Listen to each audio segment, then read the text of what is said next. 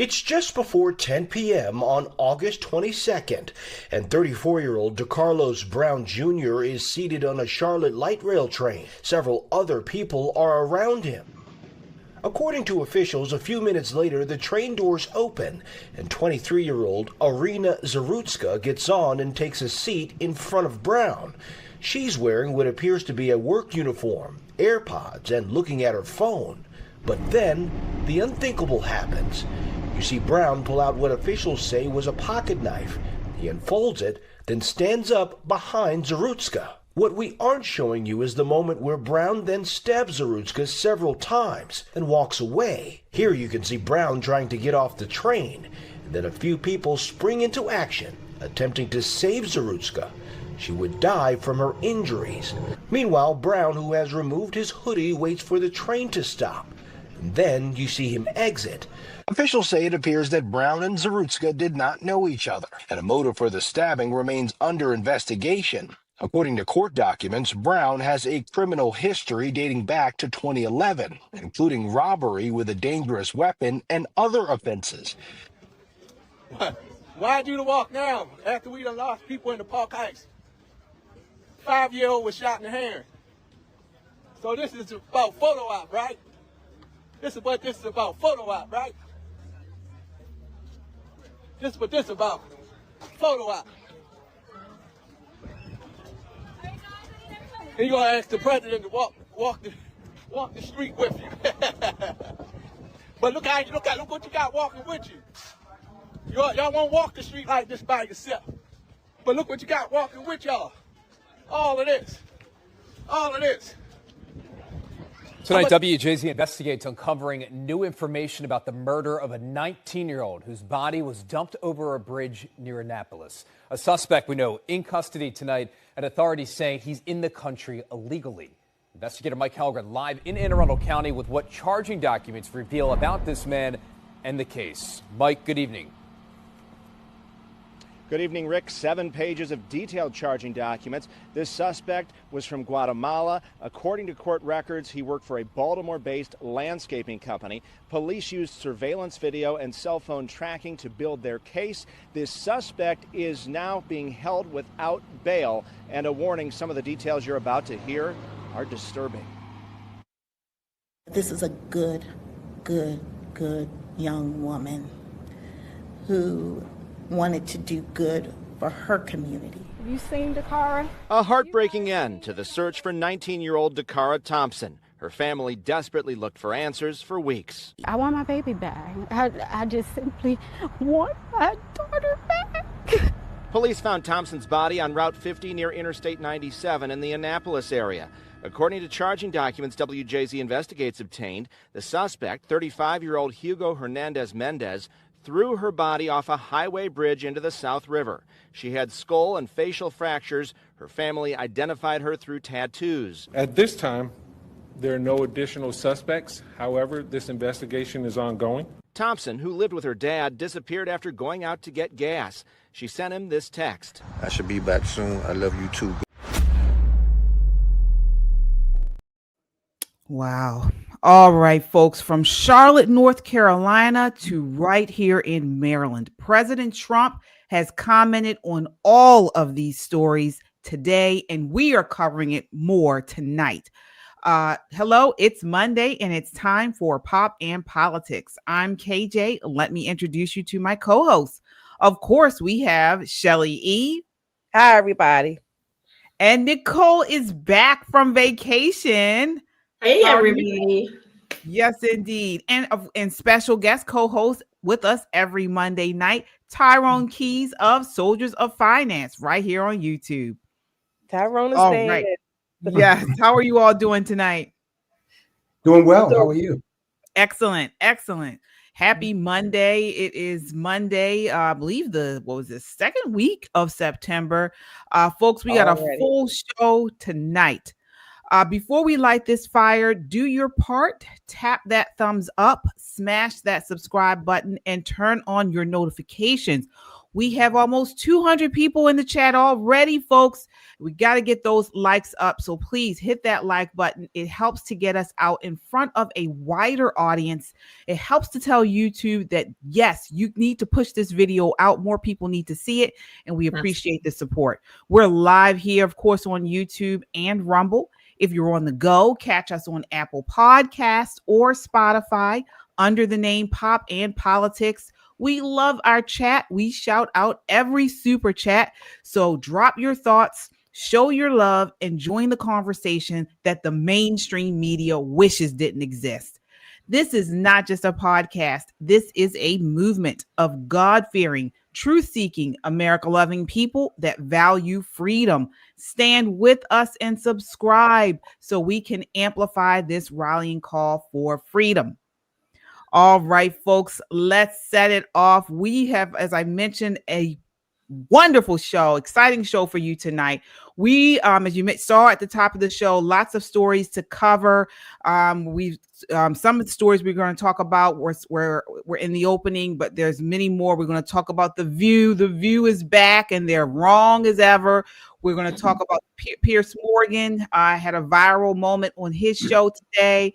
We're talking about this massive illegal immigration bust at Hyundai and more. But right now we're going to open it up with an interview with Ed Hale, a Baltimore businessman and owner of the Baltimore Blast soccer team, now running for Maryland governor in 2026 as a Republican against, as you all know, Wes Moore, who is the current governor. So in May, Ed Hale said he would challenge Governor Wes Moore for the Democrat nomination. However, last month, he announced he would run as a Republican, saying, "I don't care about the party affiliation as much as I care about doing the right thing." Right, that's according to CBS News. So with a focus on job creation, public safety, and making Maryland more business friendly, Hale brings his extensive business experience to the race. Welcome to Pop and Politics, Mr. Hale. Well, thank you for having me. It's a nice meeting you all. Yes, it's wonderful to meet you as well. I am a Baltimorean, born and raised, and before I got into politics, I always knew your name. So, really? Yes, indeed. All right, so let's get right into this, folks. So I want to start off with just a question I have, because parental rights is the number one issue for me. As a father, how do you plan to protect parental rights in Maryland schools, particularly ensuring transparency in curriculum decisions on sensitive topics like gender identity and critical race theory? And what specific legislation would you support to give parents veto power over school policies that may conflict with their values? For instance, mandatory vaccinations or social emotional learning programs. Well, the parents are the center point of the kids' lives, the students' lives, everybody's lives. You know, my parents, when I grew up, I'm old school, obviously. You were told what to do, when to do it, what time to be in to eat, what school to go to. You know, if you didn't do well in school, you got punished. That was it. You know, you were taught right from wrong back then. I think the parents have to play a major role in this. Parenting has to be brought back into the schools and also into the neighborhoods. Tyrone was with me today over at Penn North. You know, parenting has to come back into play here. And being accountable for your kids, not the teachers and the schools. To me, everything, it really flows back into the parents. I come from a very poor neighborhood, and my parents were very good at telling me what to do. And believe me, if I didn't listen to them, I had knots on my head. So that's the way it was. It's a little different today, but I believe the parents have to be the center point for everything. All right. Yeah, Shelley. Yeah. Thanks for joining us, Mr. Hale. My question is, as a candidate that's going to be running soon, illegal aliens have been in our news from being deported to affecting jobs, and certainly more recently, unfortunately, for crime, murders, Dakari Thompson here in Maryland. Specifically and clearly, what is your position on illegal aliens in Maryland?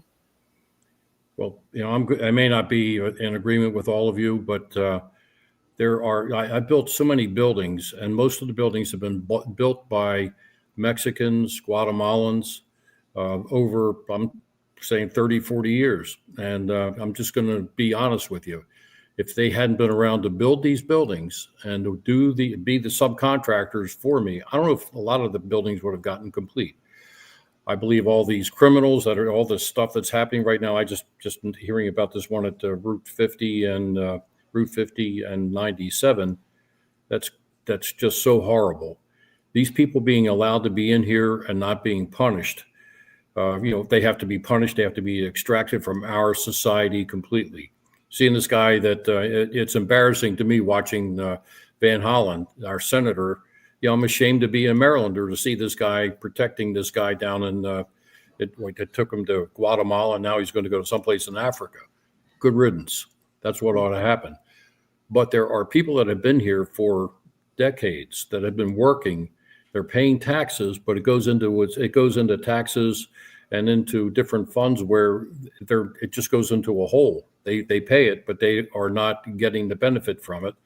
But I believe that we have a very strong problem. It's a big problem that has to be addressed. I think we can't close our eyes to the fact that they are here, and we have 15 million of them. And if they leave, who's going to be doing a lot of the work?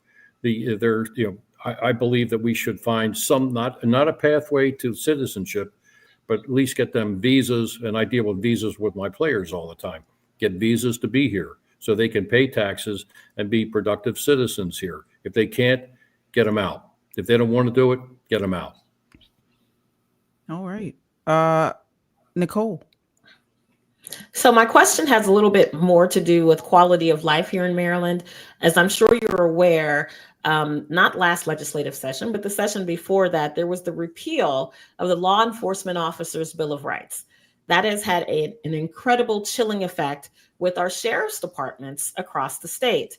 Where do you stand on working with the legislature to get something that helps recruiting and retention of our policing agencies across the state? Well, I'm an Air Force veteran. I'm a former CIA agent.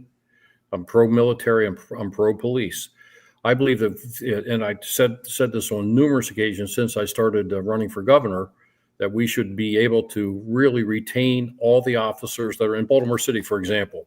In the city, they know where all the alleys and the streets are and who the bad people are and who the good ones are.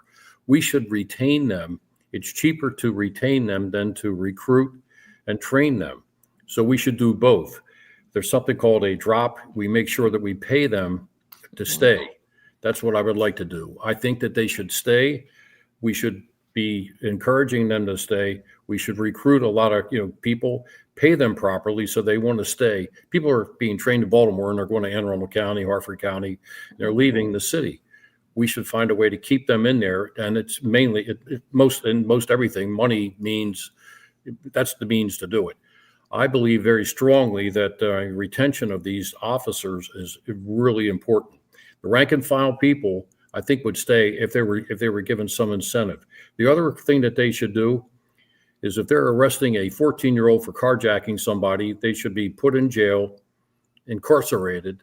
They should go into what I was told, Eddie, if you don't do anything, you're going to go to reform school. I didn't know what reform school was. Fortunately, I know what it is now. It's the Hickey School and some of these other places where these kids could go, not go in the main population, but be incarcerated. So there's some accountability and there's some redress for the people that have been damaged. For example, you have your car stolen, you have $10,000, $15,000 worth of damage. You then have to rent a car so you can go to work. And this kid goes in, the police write a report, and they're out on the street with their mothers. that's just, to me, is not right, and it's not right to them. It's very depressing to them. We have to fix that immediately, not mess around with this at all. All right. Yeah. Tyrone. Oh, you're muted, Tyrone. Okay, sorry about that. And speaking of carjacking, it is one of the more pervasive crimes because it involves a crime and a violent crime as well. Do you have any thoughts on how you handle that? You broke up a little bit there. You said something crime and a violent crime. A property crime, is that what you were saying? In relation to to carjacking. Yeah. Oh, can you repeat it again, Tyrone? You were breaking up, so we can all hear it. Okay. In relation to carjacking specifically. I believe that to me, that's a horrendous thing. It creates a problem for the persons that have been carjacked, and plus the violence that happens to a lot of it. They really should be punished. They have to be punished. There has to be some accountability. And if you're 14 and you don't go to jail and you don't get incarcerated, I think that's got to change immediately. I've also thought that if you do get caught, you have to make sure that there's restitution is paid, either through the form of a fine to the parents and maybe even a judgment against it. I've been told, you can't do that. You can't really get blood out of a turnip. But if you have, to me, if you have a judgment against you and you are getting your wages garnished or something, you can't go out and run an apartment because you have bad credit, because you have a judgment, I think that's going to be a problem. And I believe that parenting seems to be the one thing I keep on going back to all the time, being old school. You need to get parenting started. And we need to do it. And I think that does it if the parents have to pay a price for their bad behavior of their children that they're not paying attention to. So let me ask you, at the beginning of the year, or like right before President Trump was inaugurated, Maryland was projected to have a $2.8 billion deficit. Maryland Dems control 75% of the legislature and created this mess. So to plug Maryland's structural deficit, Marylanders can expect an increase in sales taxes, corporate taxes, a 2% gallon tax increase on soda, and the closing of the pass-through LLC loophole. Then we have the blueprint for the future, which is unfunded, and will face localities to increase property taxes and force the legislature to look for new revenues in the form of taxes to fund this boondoggle spending bill. So my question to you is, as governor, what budget strategies would you implement to avert business as usual in Annapolis? Because you'll have pretty much the same legislature. You're going to have the same legislature, but we're all bound by the Constitution of the state of Maryland to balance the budget. If we are down 3% over $3 billion, that's 5% of a $61 billion budget. Ed Hale I'm going to wade on in, and it's a state law. It's in the Constitution. You must balance the budget. I would wade in there and just do what you have to do to balance that budget. I understand that Wes Moore had like 5,000 unfilled jobs. Mm-hmm. He filled 3,500 of them, but what are they doing? I don't understand why he did that. You also don't have anybody that I'm aware of that's doing any kind of economic development in the state. I believe that when you have in PG County, for example, you got the FBI was going to come here. Barbara Mikulski had set that up years ago, and for them to come to Greenbelt. And you have Six Flags, and then we also have they're not the Ravens, the Redskins Stadium. The Commander Stadium is now going to be moved into D.C. out of PG County. That's a lot. And there's a Democrat legislator, I think in St. Mary's County, I heard that had a tech business that is leaving as a result of the tech tax that's come into play.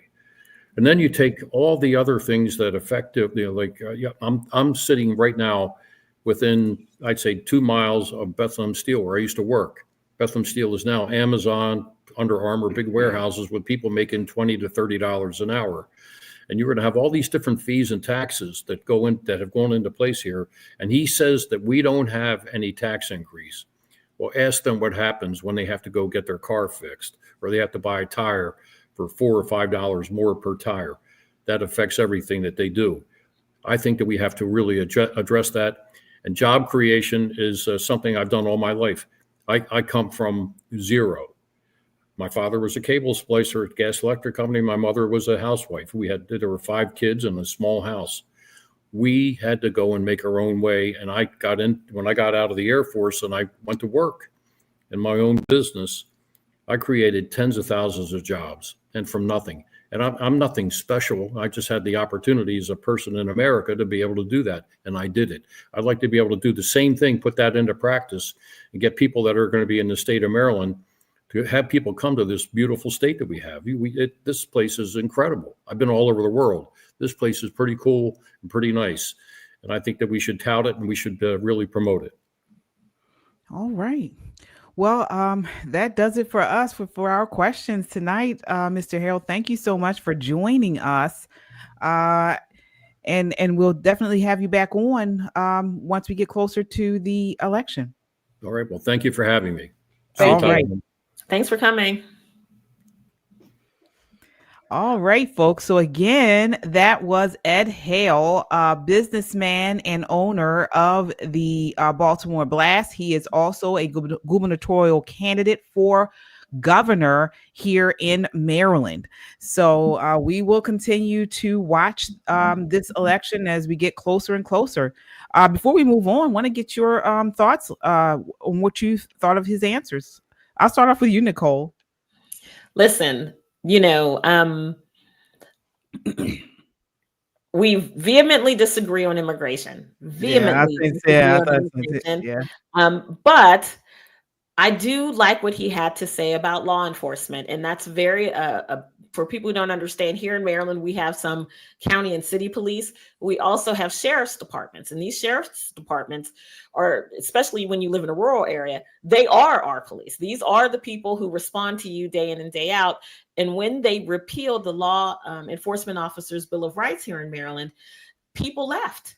No one wants to be sued for doing their job. They don't want to lose everything they've worked hard for their whole lives for doing their job. So we need that to be reworked through the supermajority Democrat legislature in Annapolis. And who better to do it than someone who used to be on their own team, right? I think he speaks their language. He walks that walk with them and talks that talk with them. The problem, and I mean this with all due respect, that Mr. Hale is going to have, is that while he may be notable, incredibly so, and well-deserved in Baltimore, Baltimore is not a red place. Maryland is red at the top and at the bottom. They don't know who he is yet. So how is that going to play when what they're hearing about him is all from CBS News saying that he's Johnny-come-lately Republican because he didn't want to face Wes Moore head-to-head in a primary? I think he has some building to do in the red areas of the state. I think he's the guy to do it, though. I think he has the charisma. He's got a great plan. He's goal-oriented and has a proven track record of getting things done. I just need him to have a bigger voice in places where Republicans vote. He has to get out of the primary before he gets to the general.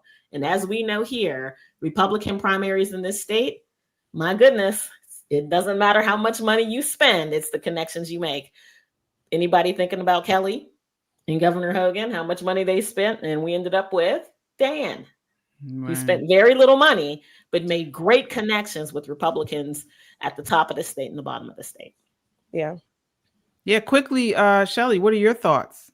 I thought his immigration response was weak, number one. Number two, I wanted to hear more, and I hope he does come back. I would like to have the conversation. You asked him about basically building jobs or his plan. I wanted to ask him on the flip side, how does he plan to cut spending in Annapolis and across the state? So there's some more. I think there is some potential, but again, very specific questions for me. But you know what? More power to him to run. Yeah, he's just starting. I think he's off to a good start. So yeah, Tyrone, I know you may be biased, but any thoughts there? First of all, can you guys, am I coming through clear here? Yes, Yeah, I now can you are. Yeah. Oh, okay. Yes, I am definitely biased. I've known Ed for many years. He's a good friend. And I like Ed because for this governor's race, you guys know I'm all about the dollar. And from the standpoint of the economy, he can definitely fix what's wrong with Maryland. That economic issue that is putting more and more pressure on everybody, especially the middle class and those hovering around the poverty line. I mean, Wes Moore has really done a lot of damage to that group of people, and he's making wealthy people leave. So something's got to change, and I think that Ed's experience definitely makes him the right man for the job. All right. Well, we will soon see. Definitely it's going to be a tight race on the primary for the Republican primary. And so we will continue to follow that. I wish I was looking for more from him on his answers, particularly, like I said, on parental rights and also on the immigration issue. I wasn't really feeling them on that. And I actually have a sort of soft spot on that, not so much on the worker side, but when he mentioned the soccer players, a lot of soccer parents here. My son plays soccer. He's actually really good. He plays at a high level. And I don't like the fact that these colleges recruit all these people from other countries. All the rosters, or many of them at the D1 schools, are filled with non-Americans. And so, I definitely agree with you want to get the best people on your team, but to fill the roster with non-American students, these international students, international players, and it leaves very little for American players to get on these rosters. It kind of and it was like a sting for me when he brought up that soccer thing on top of what he mentioned about the immigration. I'm already dealing with that. So I'm like, ugh, that wasn't good for me. I didn't like that answer at all. So we'll see. We will certainly see. It's still early on, and I can guarantee you two things are going to happen before the primary. One, his answers are going to get much more robust. He's going to drill down as he gets to know Maryland more, right? Again, Maryland is a very big little state. There are lots of varying opinions, especially within the GOP. We are a very vast rainbow spectrum of Republicanism in the state. And I think having that interaction with people not necessarily will change his mind, I think, but will sharpen his answers. And that happens to all candidates as you push forward in the campaign. The other thing I think you're going to see is that Ed Hale is going to turn up the charm, and it's going to be hard to say no to this guy. He's got that look on him like he could come to you and talk you into some stuff. So we're going to see what's going to happen. I'm looking forward to this primary. Yeah, as am I. I'm just looking forward to somebody beating the brakes off of Wes Moore. Absolutely. Okay? Wiping the floor. Somebody who can beat him. Someone who can beat him. Someone who has the know-how. Someone who has the money, the energy, the time to go toe with him and beat him. So we will see. We will certainly see. Folks, as you all come in, almost 400 people watching. We want to get these likes up. Please hit that like button. It helps to get us out in front of a wider audience. And if you haven't done so already, subscribe. Folks, this is what we are all about. We are talking about news and pop culture from a conservative perspective. If this is what you want to hear, you're at the right place. So hit that like button and subscribe. All right. So moving right along, I want to get into this Hyundai raid.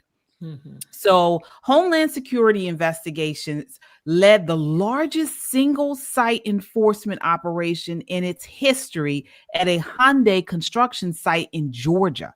Over 475 people, mostly South Korean nationals, were arrested for unlawful employment and immigration violations. This wasn't a random sweep. It was the culmination of a multi-month criminal probe. But what does this mean for U.S. immigration policy, also foreign investment, and the booming EV industry? We want to get into this. Before we do, I want to talk about The View. So The View is back to today from their hiatus. And of course, they are back. They are loud. They are miserable, and they are so wrong. Take a look at this clip of them talking about this Hyundai raid, and then I want us to react. This is clip 2. So here's a question. You know, last week, Georgia Hyundai plant, where over 450 people were taken into custody, suspected of living and working illegally. Over 300 of them were South Korean. Did you know they were here to build a plant to create American jobs? Oh, wow. And they rounded them up. And they rounded them up. And I mean, let's be real. Let's be real. This isn't about sanctuary cities. This isn't about rounding up rough, bad people. This is about y'all being pissed off about something.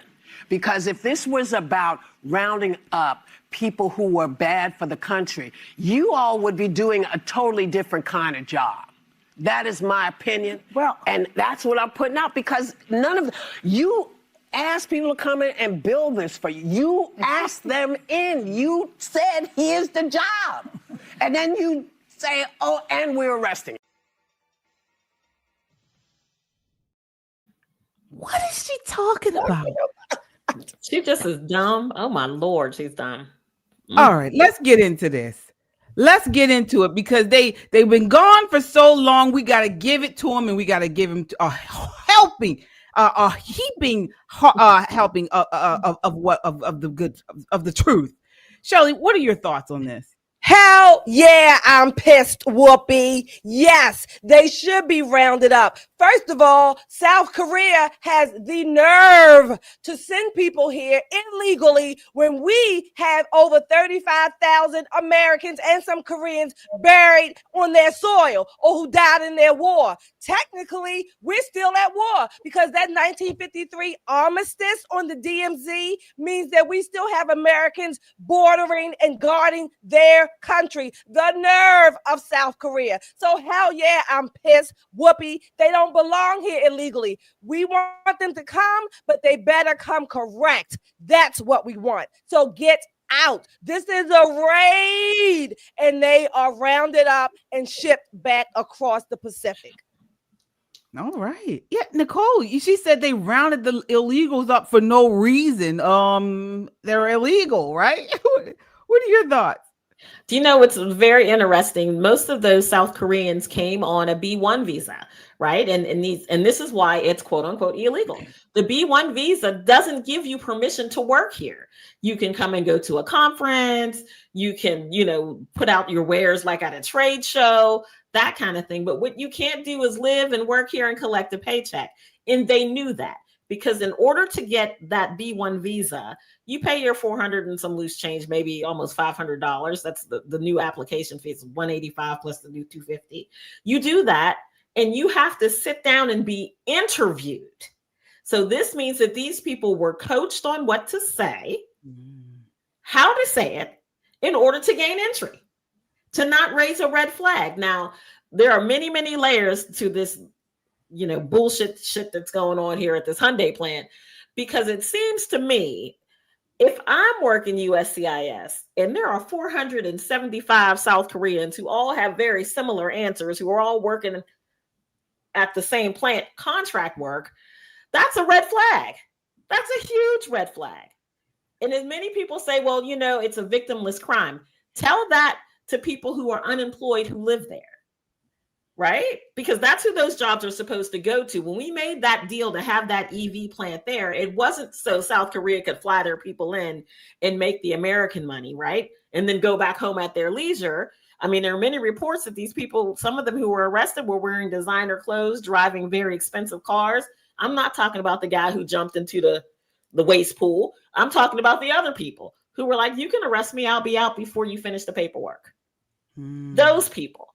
This was intentional. This was very much intentional. So I'm glad President Trump got on the phone and got this thing straightened out. Yes, we're going to have your plant here. Yes, we'll accept your investment, but that investment is not to employ your people. It's to employ our people. And if that's going to be a problem, honey, pack it up with your kimchi and hit the bricks. We don't need you here. We really don't. Yeah. Tyrone, the site is key to Hyundai's $7.6 billion EV push in Georgia, creating thousands of jobs, but raising questions about labor sourcing. What are your thoughts on this raid? Well, I would like to say that Nicole just destroyed any chance at a kimchi sponsorship for the Pop and Politics program. But besides that, look, one of the reasons why they wanted to bring Koreans over here is because they literally work their people sometimes to death. Okay. Koreans we have a very good friend who is a former executive for Samsung, and not going home after 12 hours is very common. So they knew that they couldn't come over here and do that with Americans. So they decided to play this little end run, but I'm happy to see the administration take the tack that they did, because that's part of the missing link in this whole immigration argument. If corporations were not cutting corners and still employing people who are not legally, supposed to be working here, then there wouldn't be people coming here. Okay. So thus far we focused on the individuals who have come here. But what about the people that are the companies that are employing them? Okay, knowing that they're not supposed to be working.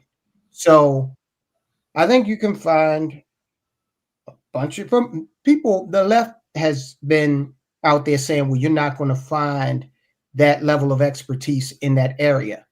Well, that's fine. America's a very big country with 300 million people in it. And I think that you could probably find more than enough folk that are willing to go down there and work for a real wage, hours a day. You can kick in some overtime if you want. You pay for it. But I totally agree with the administration. It's time to start looking at these corporations too. Absolutely. And I think a good amount of Americans agree outside of the hens on The View. Okay. And that takes us to this next clip. Before we get in this, I want to acknowledge our super chatters here. We see you guys. Thank you all so much. You keep us online. Redbucks with the $5 super sticker. Thank you. All right. We have Jay Hunter Lee says those women are talking from their butts because their mouths knows better. All right, Jay. Thanks so much. All right. Tijuana border jumper. Oh, says Nicole. Sorry, haven't been around for live schedule change. Thanks for always being here, Poppin' Politics. Shelly E, been seeing you on Instagram. All right. Thank you so much, Tijuana Border Jumper. And thank you all, folks. Almost 400 people here. Please hit that like button and subscribe if you haven't done so already. What are you waiting for?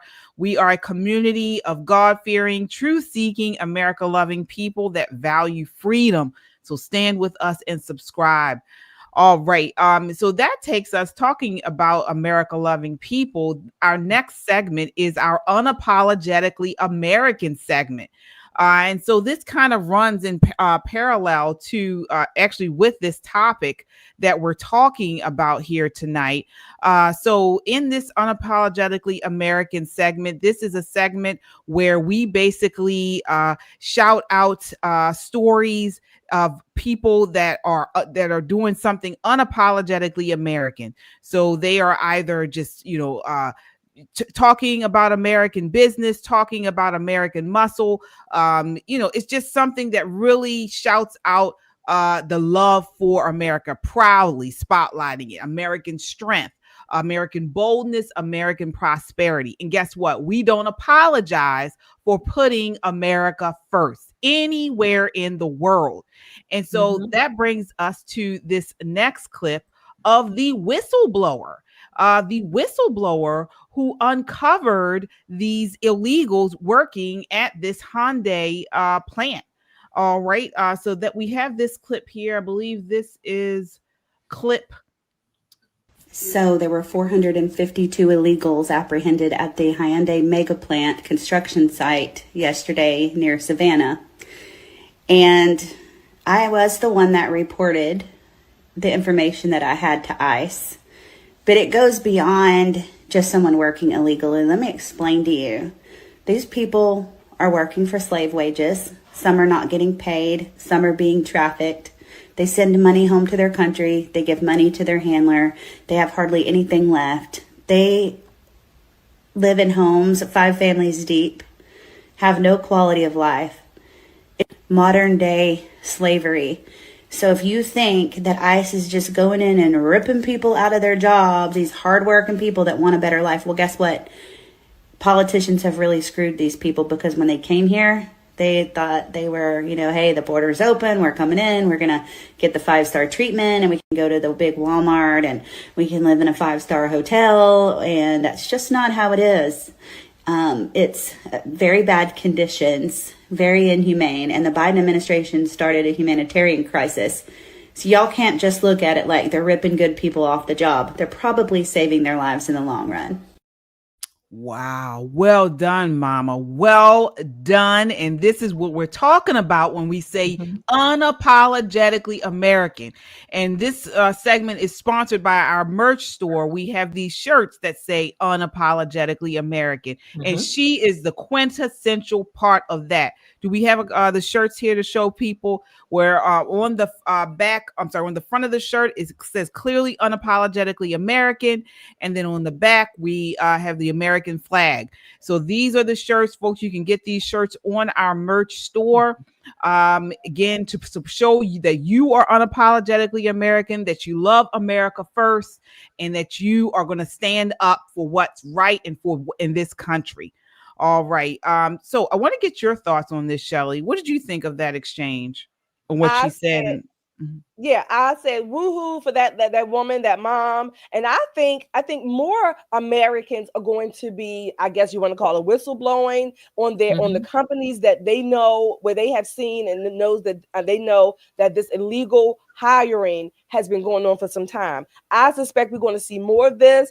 Tom Homan, Kristi Noem, President Trump, all of you, they get the caravans loaded, get all the white vans or whatever, get them loaded, because you are definitely going to across the country cleaning up America and the companies. And where there are companies who are hiring these illegals, they should be fined. They should be fined, because like we always say, it's really when it gets down to the money, that's when they understand. So that's what they need to do. Find them. And then hopefully they will stop hiring these illegals, because there is some incentive. There is some incentive to hire illegals over Americans. So we need to remove that incentive. More of this is going to come.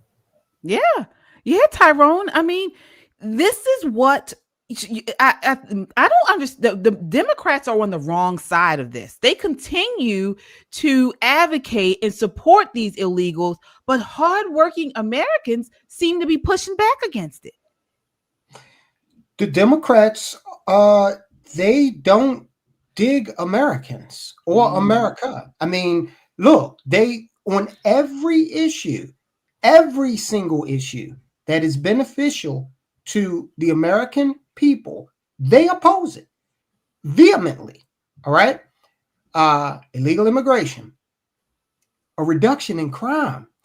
You've got people marching, Democrats in the thousands, marching in the streets in opposition of peace and prosperity. So, hey, when people tell you who they are, believe them.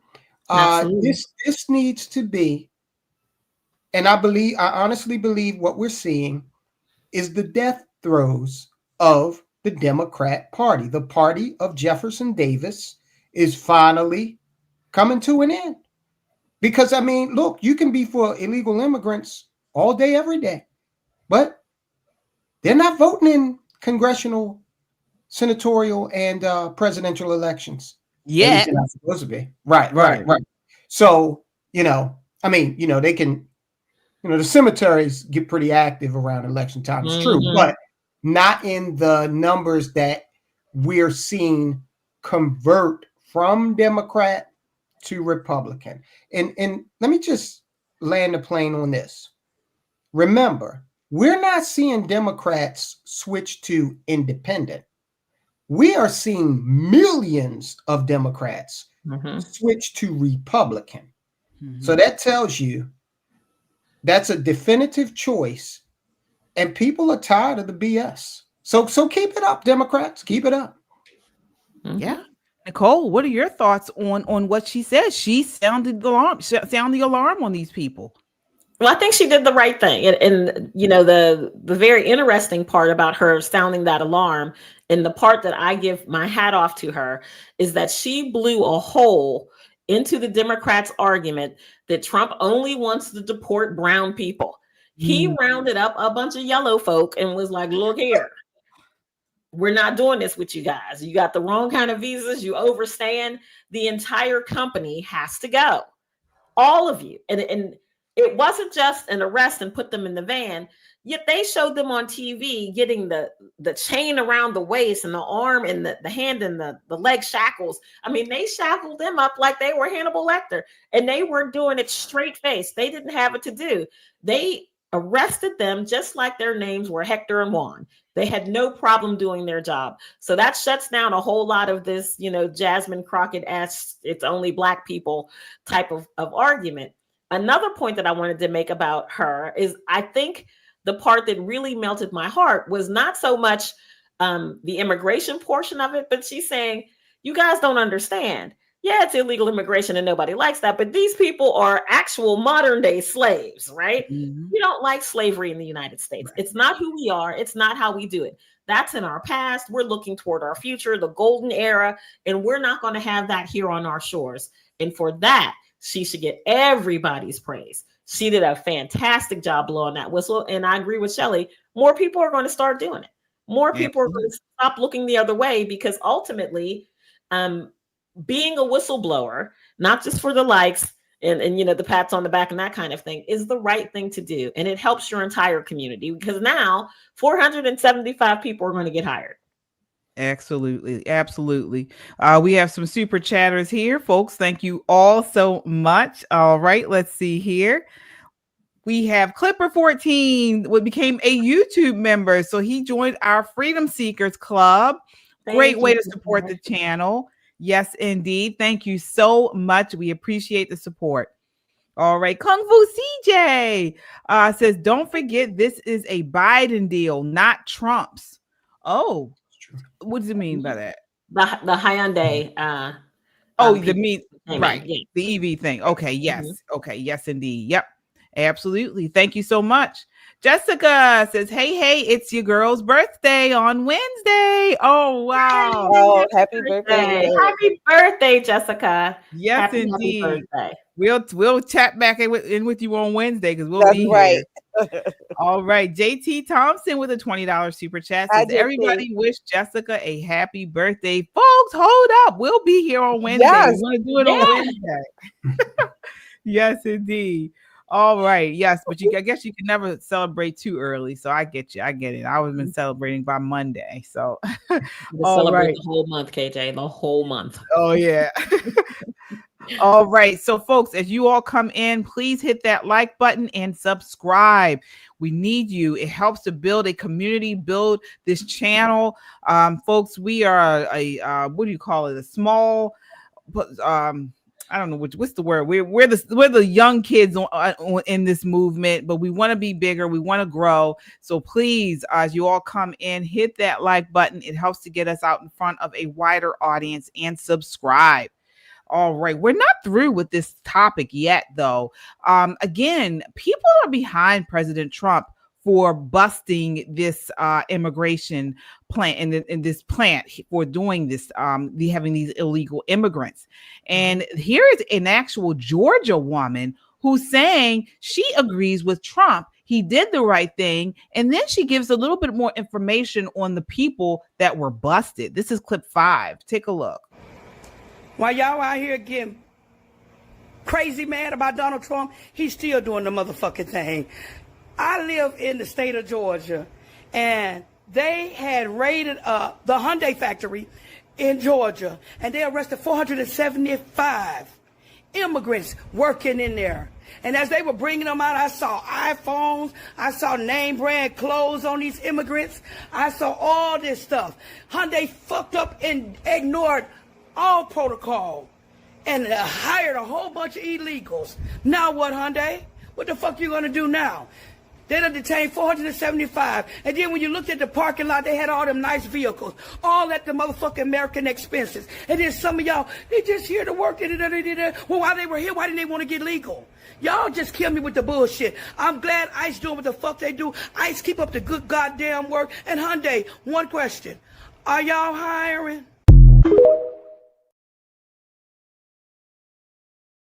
All right, Whoopi, did you hear that?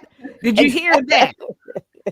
She told it, and she was exactly right. Shelly, what is your thoughts? I love her. You can't add anything to it. I give her props. And I hope she gets a job at Hyundai. And I do want to say this. Just don't be I don't know, surprised about the name brand items that they may have been wearing. Koreans do a very good job of imitating and making clothes and imitating name brands. So they probably got it from home and had it sent here, but it might not have been the real deal. But nevertheless, that woman is on point. And the cars, though, she said the car had these high-end cars as well. Nicole, what do you think? What she said? Yeah, there were quite a few people on the internet who were saying the same thing. You know, I think there are probably different classes of migrants who worked at this Hyundai plant. I think maybe some of them were handlers. We see the same kind of phenomenon when we have people trafficked up from the southern border. Those people live pretty good. The traffickers, the coyotes, make pretty good money bringing people in and out. And I'm sure that's probably what was going on at that Hyundai plant, because some of these people were dirt poor. I mean, how poor do you have to be to jump into a pond full of human waste to try to get away from it? It's a pond. It's a pond. You could swim across to the other side. You're still on the other side of a very small body of water. So I think the panic had set in and they had nowhere to go and nothing to do. And for some of them being repatriated back to Korea, South Korea, we don't know what the future holds for them. And as an American, you know, kind of makes you twinge a little bit. But by that same token, they shouldn't have been here in the first place. Should not have been here in the first place. Absolutely. Absolutely. And it's not just this incident, Tyrone. You know, there were President Trump just made some EO, I believe, about all truck drivers now have to speak English.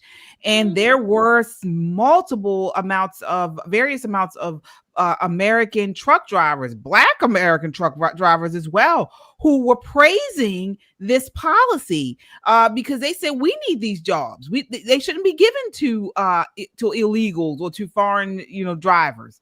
So it really sounds like a good portion of hardworking Americans are on the side of President Trump when it comes to this illegal immigration. Tyrone, your thoughts on that as well? Yeah, the truck driving piece is especially important. I mean, we all travel the highways and byways. We saw what happened with that one guy making an illegal U-turn, which, if you're over the age of 25, certain things feel wrong when you're driving. You know when you're doing wrong. And he knew that he was. And so he shouldn't have been out there. So I'm glad to see Trump do what he did there. The other thing, though, with the Hyundai plant, I really believe there needs to be a deeper investigation of that, because some of the people, the way they reacted upon ICE coming in there, like the guy who jumped into the pond, are they using North Koreans as slave labor? Because this is my point. A South Korean being repatriated to South Korea wouldn't be a problem. It's not a problem, right? It's not that bad. A South Korean is not going to have difficulty getting the right visas to come in here and do technical work. Okay, so I really think that there's some link with North Korean refugees. And if you've ever looked into the immigration standards of South Korea, they're extremely harsh. They have had roving bands of immigration officers just patrolling the country for well over a decade now. And believe me, you do not want to be apprehended by these guys. Okay. So they understand illegal immigration, but I think there's something deeper here that needs to be investigated. Agreed. Yeah. Because there had to be something to make, what is being purported as an engineer jump into a pond like he's going to abscond. Do you know what I mean? Like, when I saw that, I was like, what is he running from? Yeah. I thought it was kind of odd too when I first heard it. I'm thinking, why would South Korea even have to do this? We have quote unquote good normal relations with South Korea. So, but it was a little odd. But nevertheless, annyeonghaseyo. There you go. Yeah, folks, what do you think in the chat? Sound off. What do you guys think? Do you agree with President Trump? And you think we need more of these massive raids into these companies? And then how should the companies be treated? Should they be fined for hiring these illegals? Sound off in the chat and let us know what you think. And we will read every super chat about it. We have some here, so let's see here.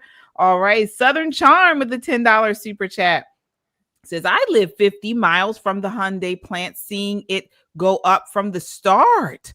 Many people living in the area by the plant, to include Savannah, were talking about no jobs going to Americans from the start. Wow. Good to know, Southern Charm. Yeah, this is what they do. Mary Stottlemyre with a $5 super chat says, fellow Marylander here. Says, Mary, love your channel and love you ladies. Great show. Oh, wow. Thanks, Mary. Thank you, Mary. Thank you very much. Yes, indeed. Thank you all so much. We appreciate your support, folks. Please keep those super chats coming. Also, hit that like button. Again, it helps to tell YouTube to push this video out in front of more people. All right. So moving right along, I want to just, again, talking about the left. And, we just finished talking about leftist women of The View and how, their comments are either wrong or just so warped, so twisted. They never make any sense. And that takes us to this next exchange on Piers Morgan. So Piers Morgan had a trans guest and a non-binary guest on the show this week. And I mean, it was so ridiculous, this conversation. It was hilarious.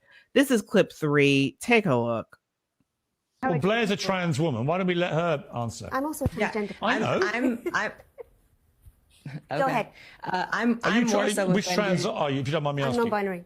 What does that mean? I'm a non-binary person. I use they, them person. So sorry, are we going to spend? Do we really want to spend the rest of this discussing my personal? You're the one who mentioned it. I didn't even know.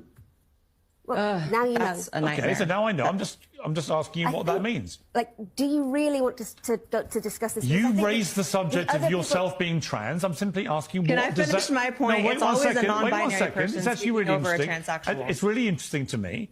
You raised it, not me. I didn't even know. So now you've raised it. What does that actually mean? What do you mean you're non-binary? Are you really, really just going to... Can you explain it? Are you going to cut Blair off now? I'm just asking you to explain. I'll come back to Blair in a moment. Well, you were the one that cut me off, sis. But I will say that... Hang on one second, Blair. Sorry, Blair, wait 1 second. I just want to ask, what do you mean by non-binary? When I say I'm non-binary, I'm expressing my identity in a way that I have a right to do. I'm sorry? What's your sexuality? My sexuality. This doesn't have to have anything to do with my sexuality. Actually, the UK government now says that people are male or female. The British Prime Minister says people are male or female. I don't think the UK government should have the final say on how I express myself. Well, they determine the laws of the country. Treated. I'm just curious what you mean by non-binary. What does that mean? I'm curious. Firstly... What are your pronouns? They, them. What does that mean? There's only one of you. What does they, them... actually, they, them has been... The collective they has been used to refer to individual people for centuries and still is.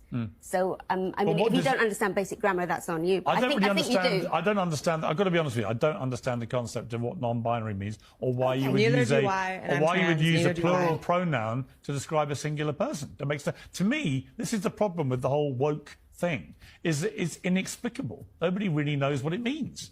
I don't know what you mean by non-binary they, them. There's one of you sitting here, and you look to me female.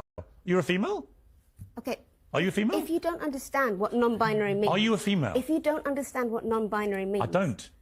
Then I'm not sure you're in a position to lead a debate. So just tell me. Tell me. But if you can't explain it in simple language, then what is it? What's the point? Well, explain what I can tell you non-binary is. exactly what being a transsexual is. It means that my gender identity is something other than man or woman. I'm a non-binary individual. But you accept you're a female? I don't think that I'm here to discuss the contents of my You raised this whole appropriate. thing. I didn't mention anything about what you were. You did. You said, I'm trans. This has really become uncomfortably personal. Has it? You said it, not... Oh my goodness. Because these people are crazy, okay? And they just want attention. So it's automatically, she says, I'm non-binary.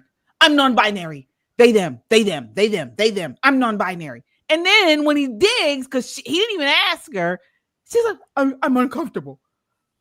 Shelly, this is insane. This is becoming uncomfortable. But I mean, this is ludicrous. I mean, first of all, I think Pierce is getting better and better and better. I mean, especially when he has these loonies on.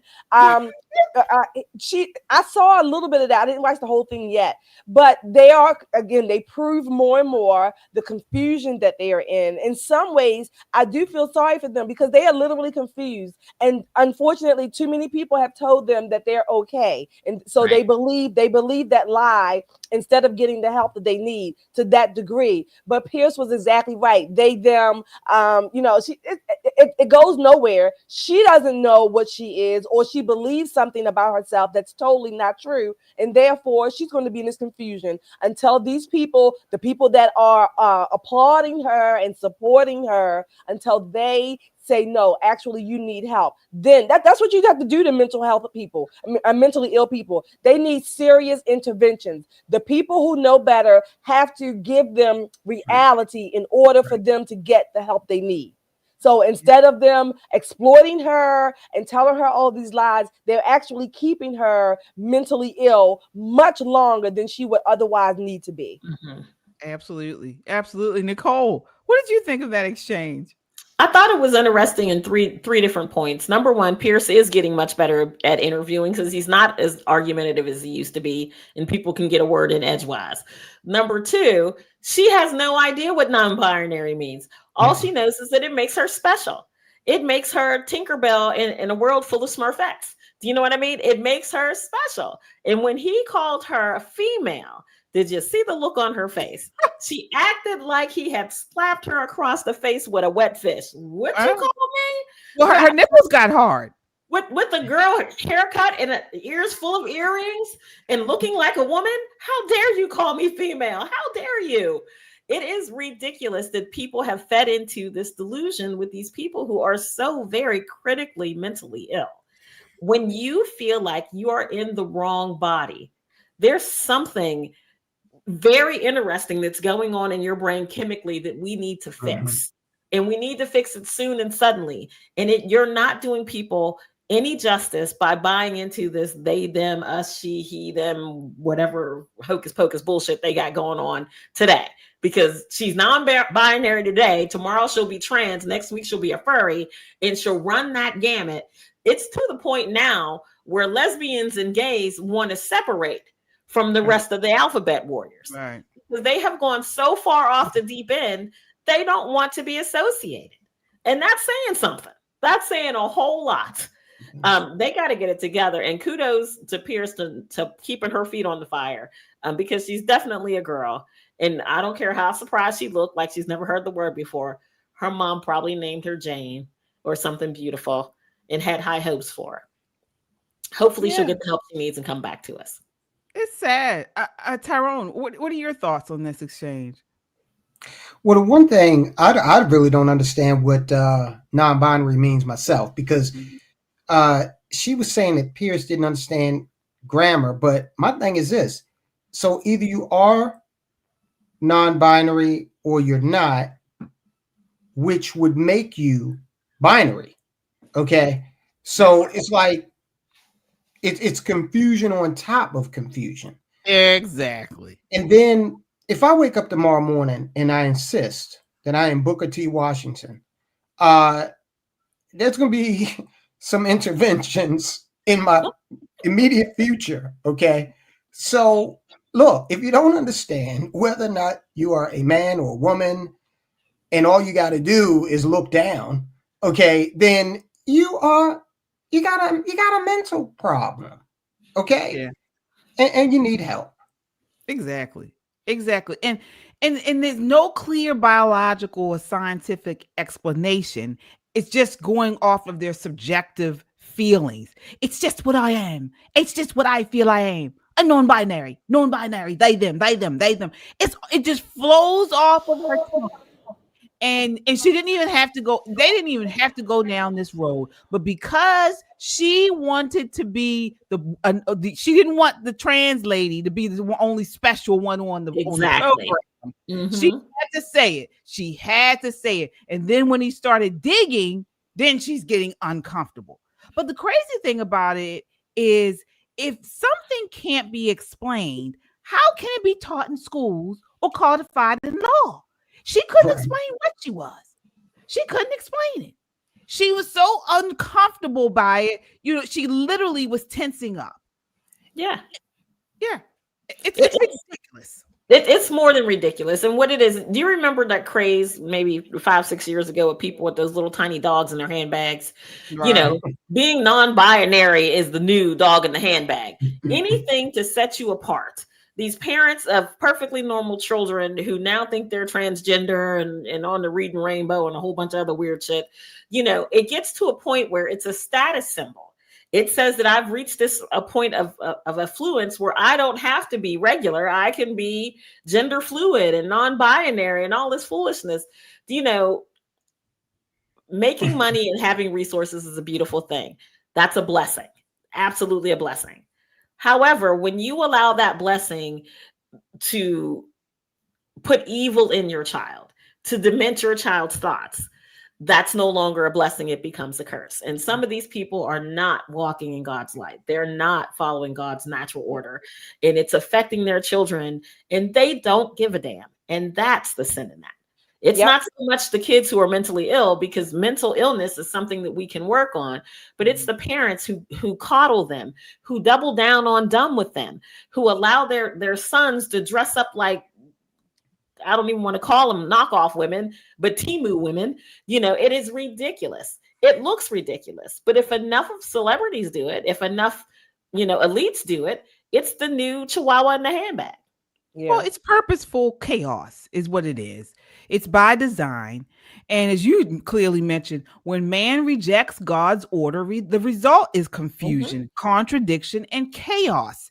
Absolutely. And this is all being led by the left, by this one world order, these globalists, in order to usher in a new order, in order to usher in chaos. It's the spirit of the Antichrist, as I always say, on Christian Conservative. And we got to continue to call it out. And that's what we do here. We call it out with truth, with facts, because that's what makes them uncomfortable, as we could clearly see she was so uncomfortable by it, because you can't deny the facts of it all. You just can't. Right.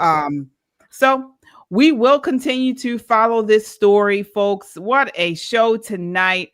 And we will continue to follow this. We started out this program with that clip at the top, just going through all of the madness that we've seen over the last couple of days. We really dug into the Dakar Thompson tragic murder. We talked about that on Friday. So definitely go back and check out that live show. And then we had this horrific stabbing on Charlotte. I actually talked about that last night, Michelle and I, on Christian Conservative. But I want to get you, lady, all of you, I want to get you guys' thoughts on, if we could, just before we go, because President Trump is shining the light on this case. If you guys hadn't heard, because the mainstream media really hasn't spoken about it as much as they have other cases.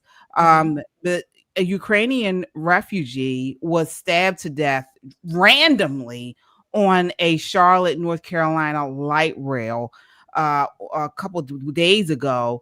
And it just became public knowledge recently.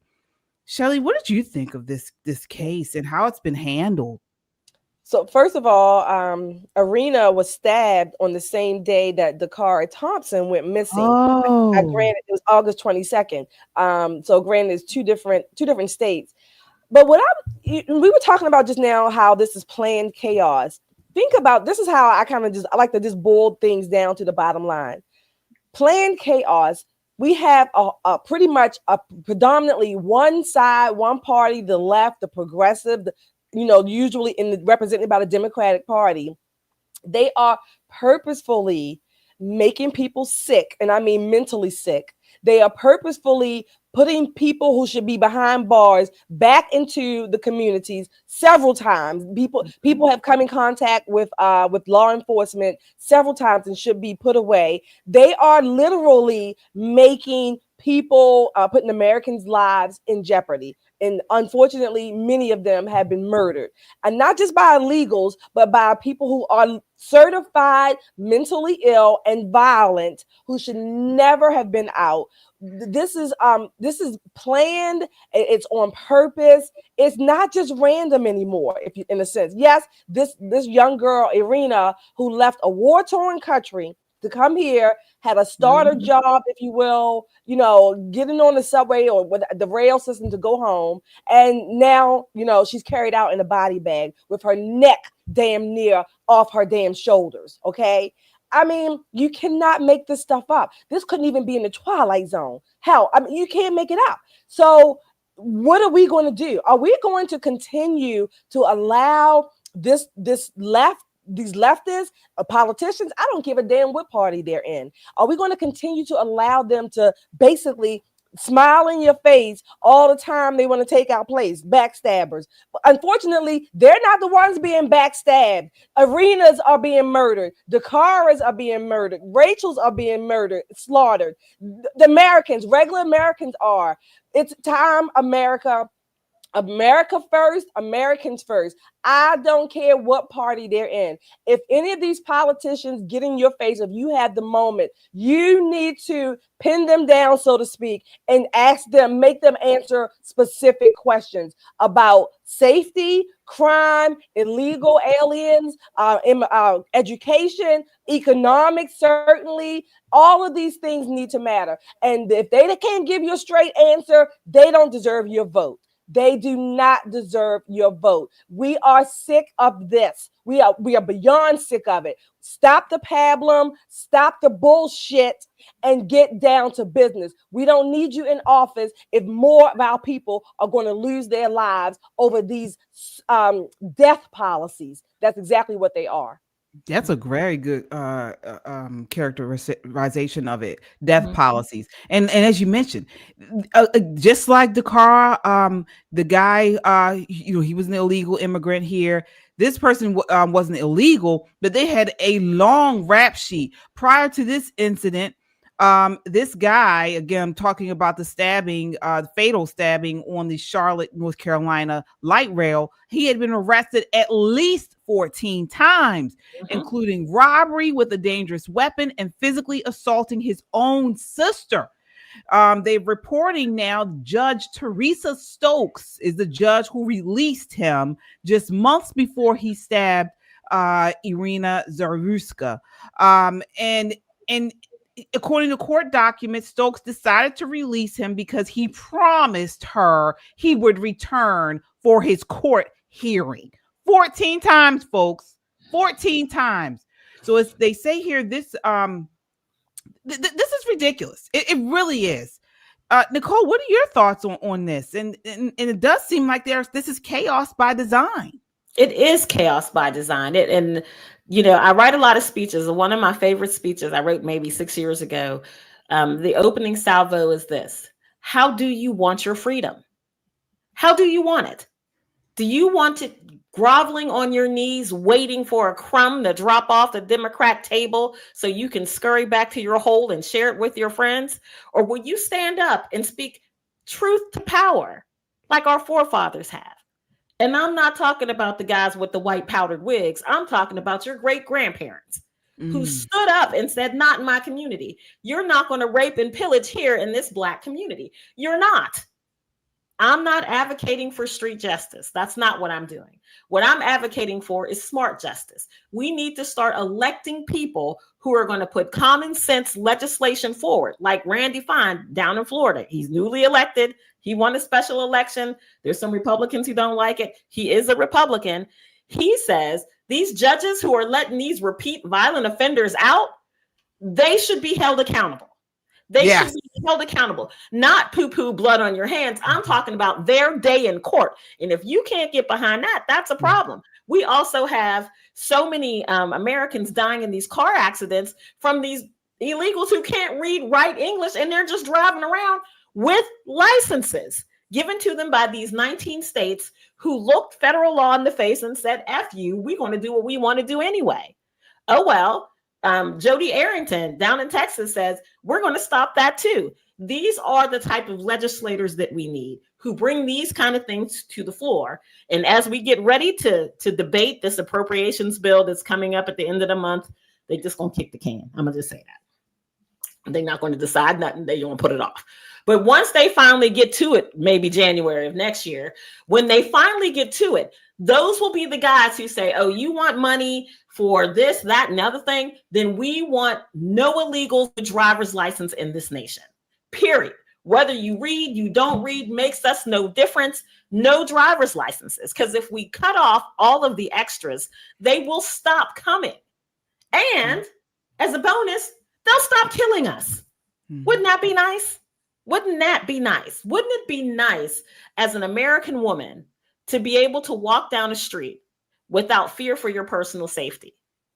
This is what they weren't expecting in DC. They weren't expecting Black women to say, well, you know what? It is kind of nice around here now. I can go outside at night. I don't have to take my bear spray, my gun, my taser, my brass knuckles, just to make the half a block walk to my car, which may or may not be stolen when I get there. It is a very different place now. Union Station, there's no bums bathing in the fountain out front. You can actually park your car and not to have to step over the human feces. It's actually pleasant in DC now. We should have that in all of our cities. You should not get stabbed in the neck, whether you're from the Ukraine or not, riding a damn light rail. Are you serious? This girl just got off a shift at a pizza restaurant, minding her business. And her life is snatched from her after she survived war-torn the Ukraine, came here and got stabbed out by a guy, 14 times a criminal, 14 times a jackass. That judge needs to go to jail. There should be repercussions. And this is not just for us to say, this is for every voter to say, how do you want it? We can keep living like we're living, but maybe next time it'll be your daughter, your sister, your husband. We have to stand up. There's a part of this nation that's ready to do what it got to do to make sure things are safe. Let's do it the nice legal way. Vote for the right type of people who bring these common sense laws so we don't have to face this anymore, regardless of who the next president will be. Yeah. Tyrone, what are your thoughts on this? Well, for one thing, we need to start rethinking due process. Due process should not apply universally in every case. Okay, now look, we just saw this guy stab this woman to death. There's videotape of that. All right. So a heinous act was committed, a life was taken. A lot of aspects of our legal system favor the violent offender. That needs to change. Okay. There's no ambiguity about who did what here, right? So, and I'm not engaging in jest when I make this next statement. We need to really start getting very brutal. One of the things about us as Americans is we enjoy this existence here in this country, and a lot of times we don't understand what humanity can really sink to. And so we've got those types of people in our society. And, you know, if we're going to have a peaceful and prosperous society, then we must eliminate anyone who runs contrary to that. and we must do it very swiftly and make a real strident message to others. Seek help. Because if you've got these types of thoughts in your mind, then if you act on them, you will fall under a very brutal form of justice. We think we're so enlightened and removed from doing these types of things, but in order to have a peaceful and prosperous society, we must deal very harshly and set very clear examples with people like this guy that stabbed that woman. And if it is proven that that guy, Mendez, did something to that girl, then guys, look, I'm not joking. I'm talking about boiling motherfuckers in oil. Okay. I'm talking about drawing and quartering people, because this has got to stop. And I'm very serious about that. Yeah, I mean, we were talking about this last night. We were talking about it last night on Christian Conservative. People have no respect for authority, and they have no fear. They have no reverence. They don't care. And we've gone way past, it used to be back when I was coming up, like in the 90s, you had these gang violence, you had violence, but it stayed in one part of one area of the city. And people did that purposely. They didn't want innocent people to get caught up in these infractions. But now they don't care who gets caught. They don't care who gets it. And and the system is broken, because now we have people within the system that are they're going well beyond leniency. Okay. They're going well beyond that. And then on top of that, you don't have the media that is holding people in power and leadership, their feet to the fire. That's done. Mm-hmm. No, in contrary, they do the exact opposite. So what they'll do is paint these incorrect narratives. Black people are getting hunted down in the street by white people, when the data clearly shows, if you want to go by race, Black people, if you're talking about interracial violence, Black people are far more likely to be the perpetrator against white people. White people are victims of violence by Black people far more than white people. Okay. And Black people by Black people. Exactly. Exactly. But they keep us in this constant racial strife and this racial division. And so they try to paint these opposite narratives, when really, instead of us looking at color, we need to be looking at the actions and characters of this deviant behavior. And then all of us come together against deviancy, whether you're white, Black, male, female, whatever. We all need to come together against that. Exactly, KJ. You could not have said it better. This is what we've been talking about for years. I don't care if you brown with yellow stripes, polka dots, makes me no difference. We all want to live in safe communities. At least I used to think that up until these, pro-crime marches, but we all want to live safely. Nobody wants to be stabbed out on a train. Nobody wants their children raped, maimed, any of these things. We all want to live peacefully and earn some money, be prosperous. How do we get there? Well, the first thing we do is we have to lock up the people who are preventing us from getting there. And not lock them up in a, cashless bail kind of, we're going to fill in the paperwork. And when we're finished filling in the paperwork, you get to go home kind of way, but real teeth in the law, right? Not just on the rehabilitation side, but there needs to be some punishment before we start talking about rehabilitation. Absolutely. When it's something simple, like Tyrone brought up, carjacking. Carjacking sounds, pretty much like a victimless crime, unless it's your car and you've got to come up with the $15,000 to fix it all, because the kid who tried to carjack you's got $3.85 to their family name. Now you're stuck with the bill. You have no car. And oh, by the way, now you're looking over your shoulder every single moment of the rest of your life. Absolutely. Look, I've seen and I've met, unfortunately, I've met many parents who have lost children to violence, right? It doesn't matter how old the children are. If you have a child, if you could be an adult, it could be an adult child or a younger child. I don't know any of them who have ever said, oh, it mattered that the perpetrator was this color or this race. It didn't matter at all. All they knew is their child is being buried well before the time that they should have been. Okay. So it doesn't matter. This is part of the plan, if you will, part of the organized chaos, because it gets us distracted from where the real issues are and what the real solution should be. This cashless bail.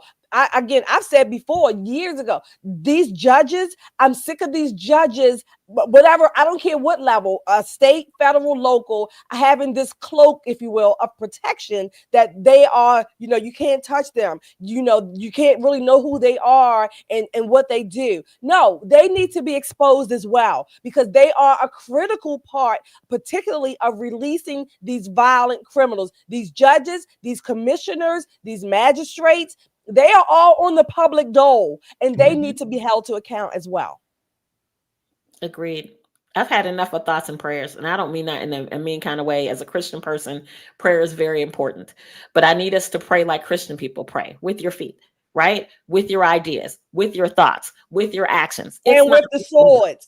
Yes. It's not just enough to sit in your closet and go, oh man, I feel bad for their mother. When we talk about the Cara Thompson and the savage that ended that beautiful girl's life, people have made all kind of assumptions about this girl because she lived with her father.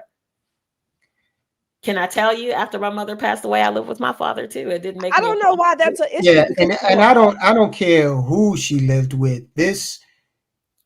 What was done and more is coming out, but this is just.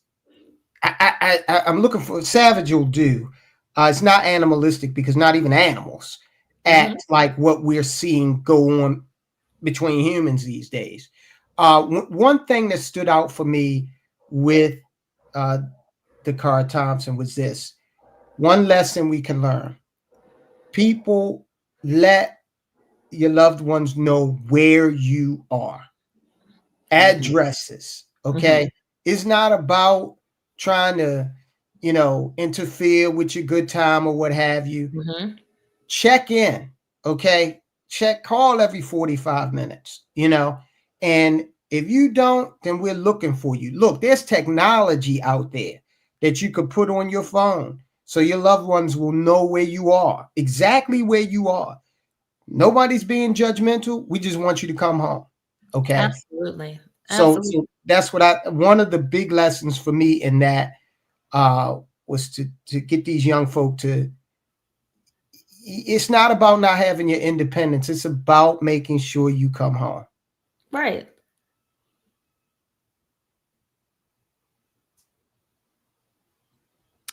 Also with the Ukrainian refugee, if you look at the whole 6-minute video, everybody's on their phone. Nobody's paying attention. Folks, I tell people all the time, particularly from living in the city, anytime you are in the public, get off of that phone. Yep. Get off of the phone. You need to have your head on a swivel, looking around, making sure what it was. And when you come into, unfortunately, I don't like to have my back against people. Generally, it's just something that I don't like. So I try to, if I probably would have stood up, on the car. I do that oftentimes when I used to have to ride the light rail. I don't like having my back. I don't like seeing somebody that looks weird behind me. So I stand sometimes. And it's sad that, we have to do this, but you got to get off of your phone. I know people who were on their phone in Baltimore City and got hit in the head because they were not paying attention and they got their phone stolen. I have police officer friends who always say the thieves, the people who are trying to rob you, they are looking for anyone who is distracted. Yep.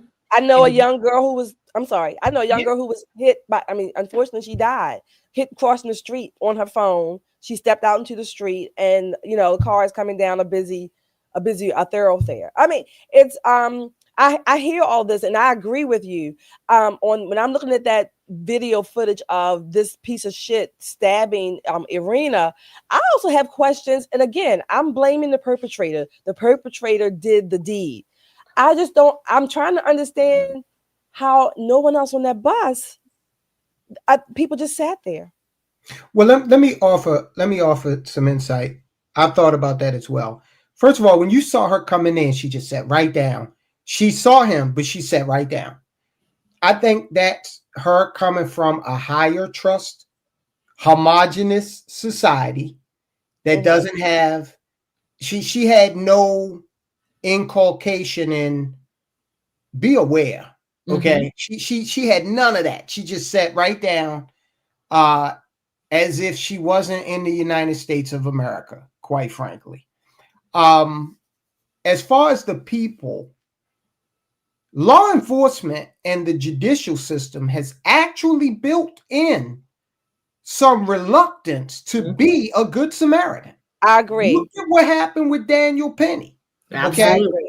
Even the media went and they tried to make that guy seem like, oh, he was a Michael Jackson. First of all, if you are over the age of 8 and you are still impersonating Michael Jackson, you got a problem. Okay. You're a weirdo. Okay. So, he was on that subway acting like an absolute idiot. Okay. Penny stepped in like the U.S. Marine that he is, saved the day. And immediately after that, there were 2 black women that they interviewed that praised him that were in that subway car. Okay. And yet Alvin Bragg persecuted and prosecuted this guy. Thankfully, he got off, but a message was sent.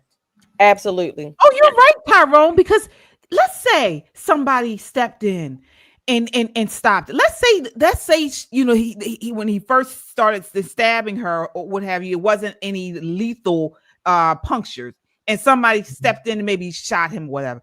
You got the mayor who is out here. The first thing she's talking about is advocating for mental illness, mental health services, and so if somebody had killed him for doing this, you probably would have had them trying to him up the person who shot him. Yeah, for sure. Talking about, oh, he had a mental health issue. You didn't know he was mentally ill, because that's the first thing the mayor said.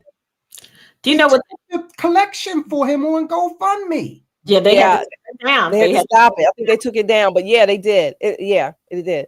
You're right about that. You're right about that, Tyrone. There is a disincentive for good people to get involved. I'm just saying, it was just curious to me. You know what I mean? Looking at that video, and not only that, even after she was stabbed, it seems like people just sat there. I mean, like you couldn't see blood gushing out of someone's neck.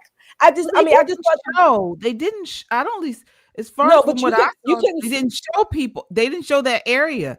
You saw people, but I'm just saying the commotion on the bus, it just seemed very calm from the angle that I saw it. That's what I mean. It just seemed very calm. And I don't know, get right just from that angle. I'm just all of that. These are I don't know, factors, indicators, if you will, in what we have now. Like you said, all of these pieces kind of make the puzzle that much clearer. We have a problem. Houston, we have a problem on our hands, and it's going to be up to us, Americans, regular everyday Americans, if you will, to fix it. We cannot rely on these politicians. We're going to have to fix it. Unfortunately, Nicole, to your point about street justice, I'm not advocating street justice, but I think there's going to be some. I do. I think, yeah, I agree. Listen, when you talk to people, I do quite a bit of public speaking, and when you talk to people, the level of fed upness is really high. And it's not high in a philosophical kind of way, but when you talk to most people, they know someone who's been harmed, someone they love. And again, if you're fortunate enough to have never had to console someone you love and try to make them feel safe again after their safety has been stolen from them, it is almost impossible to do. It's almost impossible to do, especially when it's a child. How do I feel safe again? I'm not going outside ever again. I had a young man in my office talking about on your cell phones. He was walking and he was texting his little brother who was getting bullied at school. School just started, but he's telling his brother, keep his chin up, you'll get bigger, all that kind of stuff, and walked right into a glass door, cut his eyelid, right? He comes in and I said, well, what happened? Because it looks like he'd been in a fist fight. He said, I walked into a door and I was texting my brother on the phone because he's getting bullied. And I looked at him and I said, school just started. How is he getting bullied? He said he's getting bullied by the kids who live in his neighborhood who don't look like us. They moved into a quote unquote nicer neighborhood and those quote unquote nicer neighbors ain't having it. They're different. But as Americans, aren't we all different? Isn't that the big experiment? Can we all be different and live under this blanket of stars and stripes happily? I'm telling you, people are fed up. I know a lot of people, folks, who are really fed up. They are fed up. I see everything is just bubbling. It's bubbling. And I worry about, the younger generation. This is why we try to push on this platform, please don't judge people just by skin color. Try to judge people by, again, the content of their character, their behavior, their values. But people are getting fed up. Small town people are getting fed up. This is how we got the purge. You seen the movie? This is how we got the purge passed. Yeah. And honestly, I mean, I don't blame them. I don't blame people. I really don't. Because even when I try to talk to people, like for instance, I know we got to go, but Wes Moore put out a video. It was a lie talking about what Trump said recently. He tried to say Trump was saying that all Baltimore people were with he said they call them natural born killers. He did not killers, right? And he didn't say that. But the way the video that Wes Moore put out about him, it was doctored. And so my timeline was going off about that. Oh, Trump called us natural born killers, all this type of stuff. And I said, because I didn't even know that it was a doctored video out. All I saw was the original one. I was like, he didn't say that. He didn't say that.